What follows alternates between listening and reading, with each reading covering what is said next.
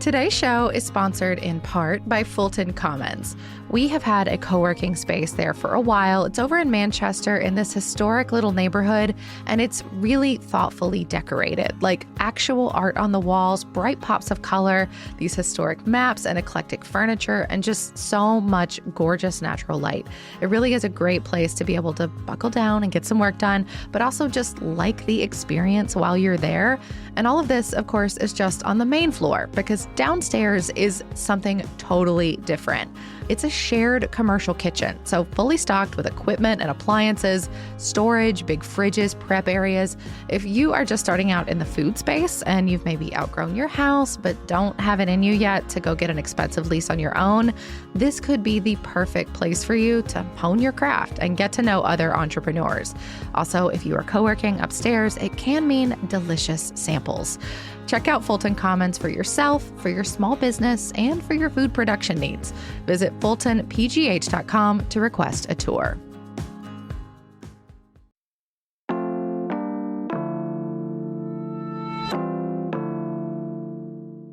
Today on CityCast Pittsburgh, friend groups in the Steel City can be hard to find, especially if you're a transplant. Like, I had that experience for sure, and it did not help that I moved here in the winter when everyone wants to be warm, cozy, and tucked away. But I promise, you can find your people here, and you can do it now, before it gets all cold and miserable. We're bringing back host Megan Harris's conversation with 3 expert friend makers, who are sharing tips for where to meet new people and how to get over those kind of awkward moments when you're first showing up to a new group.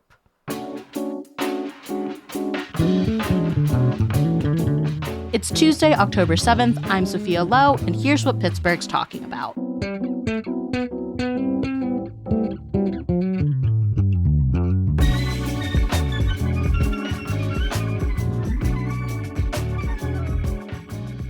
I'm with Haley Ingersoll, the founder of Pittsburgh Social Health, which helps Pittsburghers find and build community. Haley, welcome.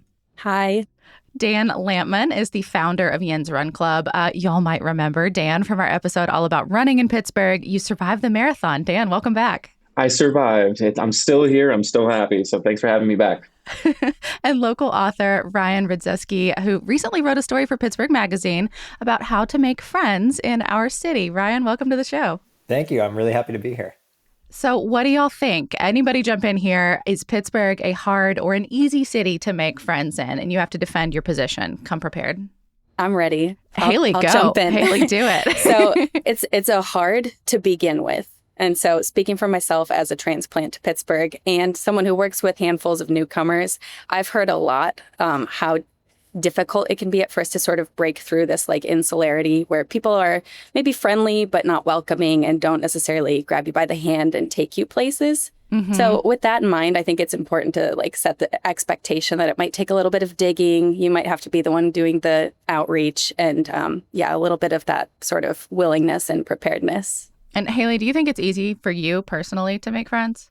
So I am an introvert by nature. I feel like I'm situationally... And you're a transplant, too. And a transplant, yes. Yeah. So it was challenging at first, also moving in 2020, just like an abysmal time to meet new people, which actually I think is what pushed me more toward it, is because I realized like, wow, I desperately need human interaction. But yes, still introverted at heart. Dan, what about you? Ryan wrote about you in his story for Pittsburgh Magazine, and he called you, what was it, big gym teacher energy? How would you describe your experience here in Pittsburgh? So I've been here for, I think, like it's 12 years now. I'm not originally from Pittsburgh. I'm originally from the east side of the state. I came here for school. So I had a reason to meet people with a lot of other people that were looking to meet people. So it was easier. I would answer your question as it depends. You meet people in these weird ad hoc ways or at these different events, and that becomes the group that you become friends with. Sometimes it might seem hard to enter into that group, even though everyone's really welcoming. But it really just takes a little bit of openness from your side and a willingness to say, when there's an open door to go and go to this event or meet these folks, that you allow yourself the courage to go in and meet those folks. And generally, as soon as you're there, everyone's very welcoming. But it might just feel like there's a barrier at first. Yeah. Ryan, one of the things that you focused on for your story was like kind of these ways to meet people here in the city, like kind of that classic meetup style thing, like the website meetup where you can find like organizations, but it's gotten a lot bigger than that. I mean, what did you find from your research? Like, do you think Pittsburgh is a good place for friends? Yeah, I mean, I don't disagree with anything Haley or Dan said. What they're saying tracks with what just about everybody I spoke to for the article told me, that yes, it's hard at first, that yes, it's always hard, especially if you don't come here as a college student or if you don't have a sort of built-in network.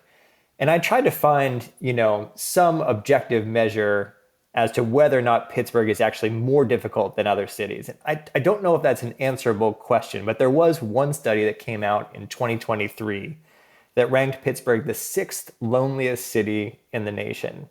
Now, this was sort of a clickbaity survey put out by a real estate development firm. I wouldn't take it at face value. I looked into it. It was based on the percentage of people living alone, Exactly. which I think, like, I would argue is maybe like also a product of us being like slightly more affordable than some other places. Agreed. And so I think some of our demographics, yes, we have a higher than average number of people who live alone. We have a population that skews older. And if you look at data when it comes to loneliness and social isolation, those two groups are at higher risk for loneliness and social isolation. Can we say that Pittsburgh really is just slightly sadder than Cincinnati, but like a little bit happier than Cleveland? That's what this study says. I don't know. But, we do have this population that skews older. We are a city that's not nearly as diverse as some other major cities. Some of our neighborhoods and our shared spaces are still quite segregated. Lots of people who grew up here have a built-in friend network that they grew up with. And as you know, we haven't always been a growing city, although we did recently just record a pretty major uptick in population. Yeah, so we got a couple thousand more people. Not a ton of transplants, but although enough. mostly because of new immigrant arrivals, which is poses great. its own challenges for making friends when you're thinking about language barriers and assimilation. Yeah. I mean, I think that's the thing, right? Like born and bred Pittsburghers are notorious for having the same friend groups since grade school. And so like it is possible to crack those nuts and to get into them, but it is difficult. It's like a challenge and you really have to like kind of wrap your head around it. It does take a little bit of that courage to continue putting yourself out there. And newcomer anxiety at events is a very real thing. So yeah, doing your best to just put on a brave face and fake it till you make it, so to speak. I couldn't agree more with that. In fact, one of the things I came across while researching the article was that there has actually been some research done that suggests that when we believe that we'll just form a community naturally, that just by going through our day-to-day life, we will start to make friends, that actually works against us because we don't then have the impetus, to gather up that courage that Haley mentioned. And so the longer we just assume we'll find friends, the longer we just assume that a community will build itself around us, the longer it actually takes. I think going back to that too, it comes back to like we said courage. I said courage a second ago, and I do think it's realizing that if you feel awkward, that's fine. Everyone does, but the courage to just walk up and say hello when you're at an event that you're going to, that there might be people that are there to be open. That's why it's there. That's what it's set up to be. And I know for me, I've been here throughout 18, 19, so my teenage years, all of my 20s, and I just turned 30, so now I'm in my 30s. And I've met new people almost every single year through random places. And it's been because of an active effort to stay curious and be open, and both physically and emotionally, so that you're able to connect with new folks that might come out of nowhere and become a huge part of your life. Well, how do y'all manifest that? Like, I mean, Dan, I feel like your events at Ian's Run Club, like it's sort of made for that because everybody's like already like physical and in their space and probably like bouncing or stretching or doing things anyway. But that's not true of like every type of meetup group, right? Like Haley with Pittsburgh Social Health, you plan all kinds of events. I don't know. How do you like make sure that like people feel comfortable, or how do you like talk yourself into those moments? What's your advice for folks? I think that's been a big piece for us is at the onset of the event, when most people are there, is just kind of acknowledging that it feels a little weird, right? Like we're all So you just in that straight spot. up say it. Like, I know most of y'all don't know each other. Like, we're going to get to know each other through the process of this. It's happened on occasions, yeah. Especially we've done some offline meetups where we're also having the discomfort of putting our phones in a box so we can't scroll. We can't like go click on a notification or pretend someone is contacting us or whatever the instance is. Again, to sort of embrace more of that in-person social connection and I don't want to say force, that feels aggressive, but again, noting like, okay, we have to use our imaginations and also having prompts on the table if we're really reaching for things to talk about. There's, a few questions there to get the conversation rolling. I do agree with Haley that like leaning into it is sometimes the only way through. Like there's always going to be anxiety. And the way you get through anxiety is by doing the thing you're avoiding. And something I saw again and again when reporting on these groups and talking to people about how they made friends is they did exactly that. They would go up to someone and say, hey, like, I know this is a little weird. I actually don't know anybody here, but I am so-and-so. And, without fail, we sometimes forget that all the people in these groups, they're all looking for the same thing, right? We're all looking for some sort of human connection. And sometimes all it takes is that little, self-introduction, and they bring you into the fold. And I think the best of these groups acknowledge that sometimes weirdness and that anxiety. They can make light of it, and they can lean into it.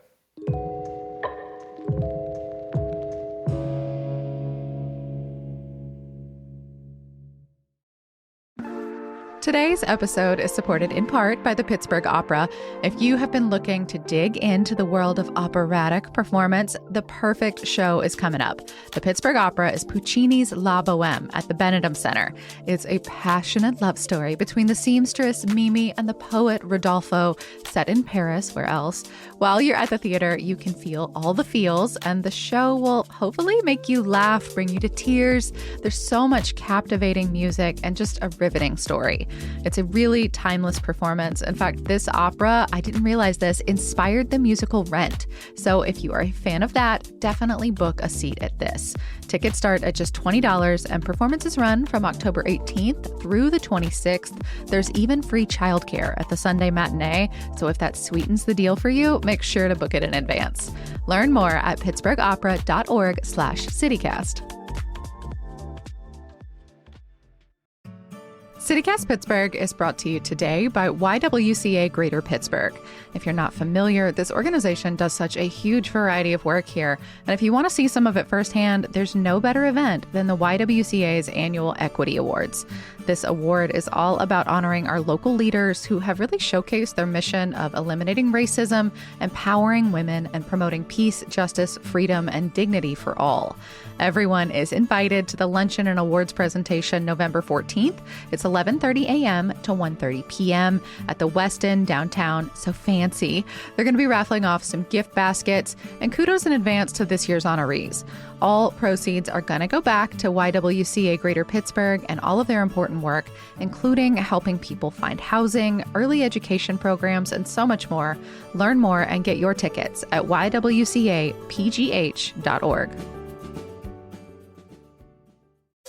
Today's episode is sponsored by Liberty Magic, Pittsburgh's premier speakeasy theater that's all about elevating the art of magic. They're bringing back a beloved performer, Michael Misko, who calls himself a bit of a mischief maker. He's going to be putting on his show, I Laugh in the Face of Magic, which blends sleight of hand with extremely dry roasted stand-up.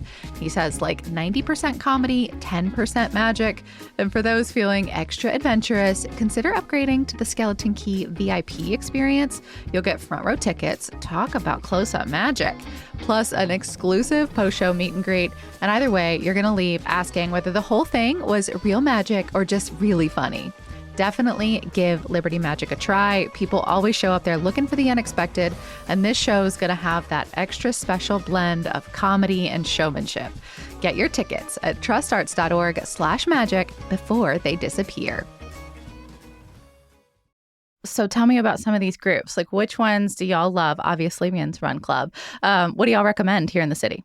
So I was blown away just for a city of our size by both the volume and the variety of what's available. I mean, there's way more than I could have fit into the article. There there are clubs for everybody. I talked to the Pittsburgh introverts. The leader of that club is completely lovely. Do they just text each other? Like what? How do they do it? They do the same thing. They have like little small meetups at restaurants or at museums. And yeah, it's a little quiet at first, but then like they get to know each other by acknowledging, hey, we're all introverts. This is going to take a while. We're going to do this together. There are book clubs for every kind of genre you could think of, but the thing that got me thinking about this deeply was actually running with Dan's group, with Yin's Run Club.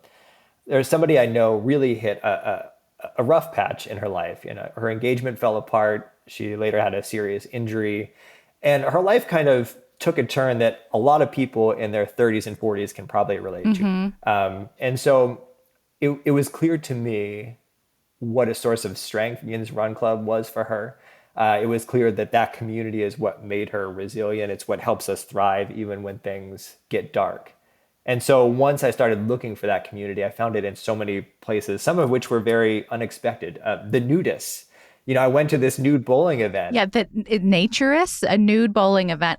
I got to ask, did you participate? I did. That was the condition of the interview, was that I had to fully participate. And I've never done this work without my clothes on before. But there were people, at this bowling alley, it's total party atmosphere, really, really fun. And yet there are people talking, moved to tears as they were telling me how much this community means to them and how sort of counterintuitively, how not judged they feel when they're with that group. And it's that sense of psychological safety, of being able to be fully ourselves that I saw in so many places, Dan's group included. People just feel free to be themselves. And it's such a gift. What do you think that does for folks, social health, the health component of all this? We hear statistics, our Surgeon General this year talked about social isolation being a new epidemic, which I feel is a big word for something like this, for us to think about it in those terms. What do you think, just the act of hanging out with new humans means to people? So we talked about that sort of shared vulnerability and creating norms for a group. And I think it's that vulnerability and some of that commonality that's created because friendships are formed when people are vulnerable with each other and share feelings, and you identify these commonalities. All my best friends were from trauma bonding at bad jobs we've had in the past, all of them. They're still my family. Those are the deepest relationships you'll have as in a toxic work setting, I have to say. I think if I could add to, one of the things that when I started YRC is trying to find ways of putting people back in the headspace that you want to be in when you're open, when you're excited, when you can feel and express yourself more fully. And it's how do you put people back into the position where that front that they might feel they have to put up for the world to protect themselves can come down? How can you do that?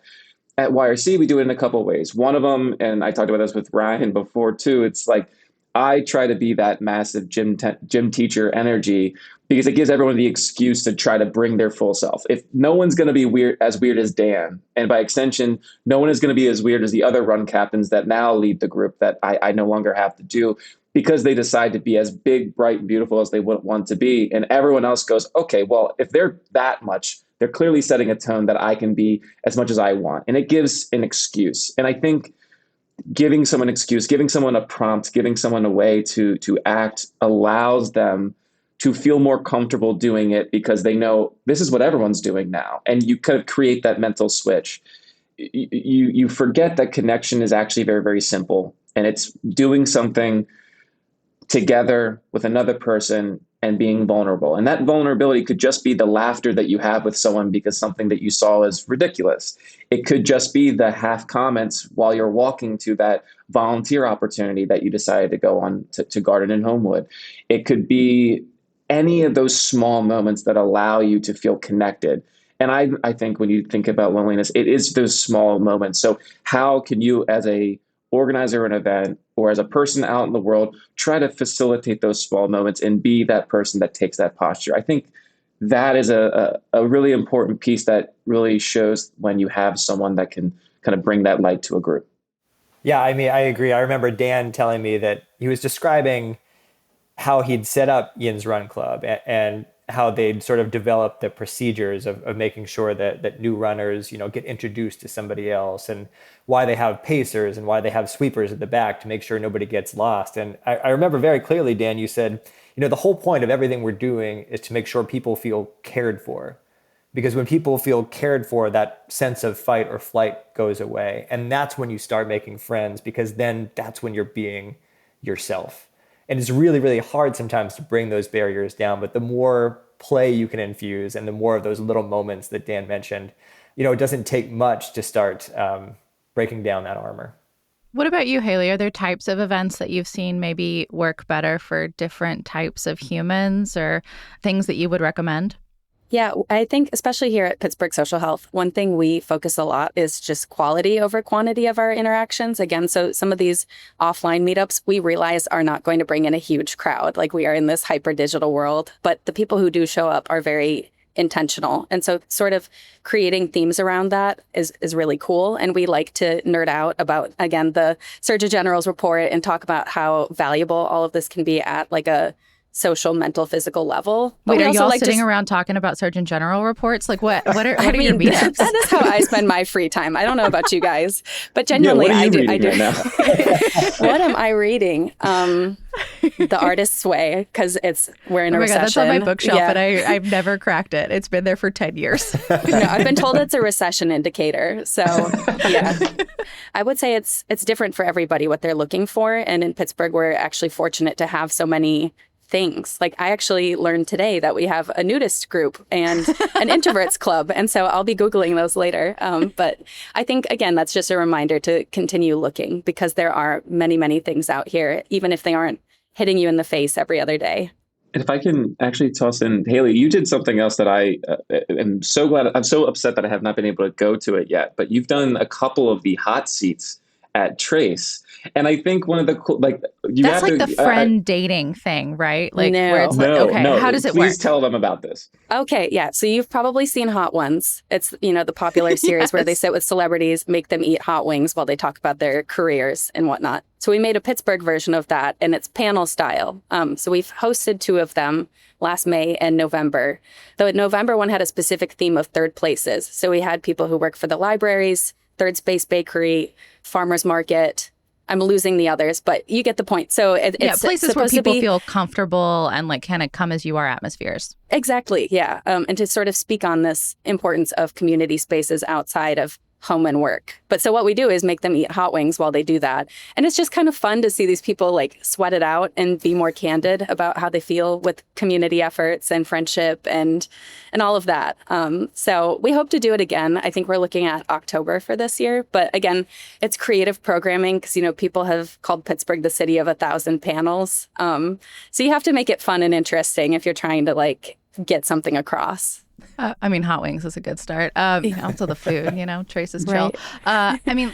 Let's talk about like that next step though. Like, I think this element of kindness, like holding a door for someone or just like having a 2-minute conversation where you're like, oh, that was nice. Like, that wasn't so bad. I like this person maybe. How do you take that feeling, that like encapsulation, and turn it into like an actual friendship, or like take that next step? Like, what's your advice for folks for like from good feels to like actually seeing them again on purpose? I will go back to what I said earlier, that it's really not that complicated if you enter in with a lot of gratitude, a lot of care, and a lot of authenticity and transparency. And I'll say that because I have a best friend. His name's Colin. I met him when I was in 7th grade. And the reason that we're best friends is because one day I came home from the bus because I didn't have close friends. And I said, I think I want to hang out with him. And I picked up my landline phone and I called his house and said, hey, would you like to be friends with me? Do you want to ride bikes sometime? I'm in his wedding in March, and we've been best friends my entire life since that moment. And I say that because it really does just take one person to say, hey, I think we could be friends. Would you like to grab coffee sometime? It might sound like, if you position it like you're asking someone out, you kind of are. You're asking someone, I think we have something here and we can be friends. Would you like to go explore that? And relationships are just relationships, and no matter if they're romantic or if they're friendships. So if you share with someone that vulnerability, and hopefully they return it. And if it's unfortunate that they don't, that's okay. It's not the end of the world. But I think because it worked out so great for me, and I have a best friend because of that, to me, it is muster that courage, believe in yourself, know that they probably feel just as awkward about you asking, and take that leap and just ask and say, would you like to grab coffee? Would you like to go on a run? Would you like to go climbing? Whatever it is. And I think just, it doesn't have to be perfect. It just has to be authentic. And if you go in with a lot of care, you'll hopefully come out really happy. One thing I saw done really brilliantly by so many of these groups was using some sort of digital platform as a mediator for this. Dan can tell you more about the YRC WhatsApp group, but everybody who signs the waiver, I believe, Dan, is automatically or can opt into this WhatsApp group. Everyone's invited. We have had Russian bots come in once, so I do not share it publicly, but anyone that comes to a run, we know you're a human being and you get invited. Yeah, so they have that, and on this app, people invite each other to parties, or they say, hey, I have extra concert tickets to this thing. A lot of the meetup groups that I talked to said that their groups really took off when people started posting in the meetup group online, like, hey, I had a really great time. Does anyone want to go do X, Y, or Z? I think that digital platforms, including Haley's account, can be that sort of 21st century version of Dan's landline when he called his friend. And it does take a little bit of pressure off to do this via screen, via text, or in a group chat. It's a really nice way to sort of ease into that big question, do you want to be friends? Yeah, I mean, well, and say somebody wants to take like a much bigger step, like you, Dan, and Haley, like not just want to start a thing, but like decide I want to start a whole group. Like I want to build it around whatever niche interest I have in this moment. How do you recommend they do that? Yeah, I think starting by exploring what's already out there is a good way to get inspiration. Mine was mostly driven out of conversations. Like I realized there are many other transplants here. And so I thought, okay, maybe we need a meetup for that. And it then evolved into we need to be more social, just collectively, realizing it should be a wider net and anyone who wants to be social should do so. But it was identifying that gap to begin with that I think gave me it had to incubate for a while, but then I sort of just started to build my case. So if there are things that you kind of keep finding yourself saying, someone should do this thing, you might have to be that person who, takes that step. And you might find, especially if there are other people who are already alongside you, they might want to join you in that journey. If there are people who are like-minded or have the same passion and you're constantly playing volleyball all together, maybe you do need to put a team together, that sort of thing. Yeah, I would say believe the delusion that you should start it and find the best way that is accessible to you. YRC started because I put a poll out on Instagram stories and 9 people responded. And I said, sure, I'm going to make an account. I named it something and I went on a run and it was 5 people. And then 4 years later, we're here. And it's a lot of people now. It's a lot more people now. And I think just believing in yourself and, saying, hey, I think this will be fun. And I think this is something that I'd like to do. And if you can just find the easiest way for you to put that foot in front of the other and start, you'll be really surprised and happy about the outcome. Well, y'all, we really appreciate you putting this perspective together. Thank you so much for what you're doing for the city to bring people together. It's really great. Ryan, we'll have a link to your article in our show notes. Thank y'all so much. Thank you. It's been a lot of fun. Agreed. Thank you. Thank you so much. That's all for today here on CityCast Pittsburgh. We'll also have the link to Dan's interview about Yin's Run Club in our show notes. Besides talking about the social aspect of the club, the episode has lots of really great tips for beginner runners. And do not forget to subscribe to our Hey Pittsburgh newsletter. It's got all sorts of meetups, so you can meet your new pals at one of those events too. Plus, welcome to our CityCast Pittsburgh neighbors, Terry C., Sylvia K., Allison B., Anastasia G., Philip T., John F., Ryan T., and Laura T. Thank you so much for joining our Neighbors program. If you love this show and want to join in on the fun, sign up to become a neighbor at membership.citycast.fm. We'll be back tomorrow morning with more news from around the city. See you then.